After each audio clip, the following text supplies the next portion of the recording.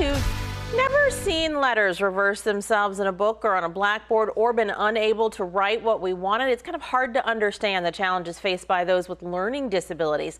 Thanks to President Ronald Reagan, this October marks the 36th time America will observe National Learning Disabilities Month. This is a very personal issue for mom Nancy Rabago and son Owen, who join me now live, along with the special program lead at Lincoln High and Stockton's Lincoln Unified School District. Good morning, everybody. Good morning.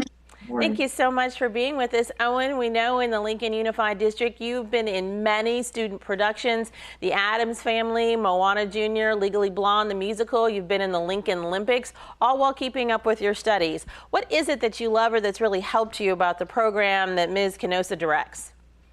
I I guess the friends I've made. The friends you've made, that's what you love the most about the program? Yeah. Mom, Nancy, your son Owen is one of more than 800,000 state students 22 years old and younger who are receiving special education services. The governor just invested $3.5 billion more to increase access and inclusion for students with disabilities and signed SB 722 to give these kids better access to early learning settings. What did you see early on that told you Owen needed some extra intervention in order to be able to succeed?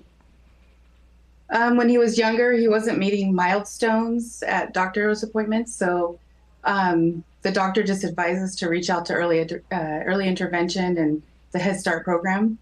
And so we did, and just accepted and decided to move forward with any extra help we could get. And it's just been a blessing. Looks like, because it does seem like he's enjoying school a whole bunch. Abby, Owen is in the program that you lead. Tell me about what you've seen, how certain interventions have helped Owen grow. Well, as a team, we've worked together to figure out the best way to support Owen, whether it be through accommodations, modifications, and just learning his story.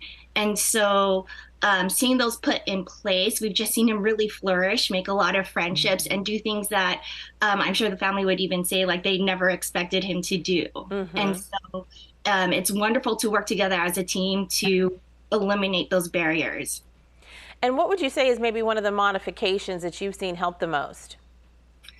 Probably working with his gen ed teachers the most so that they understand where Owen is coming from. So his communication style, how he likes to interact with his peers, and knowing what makes him comfortable and come out of his shell.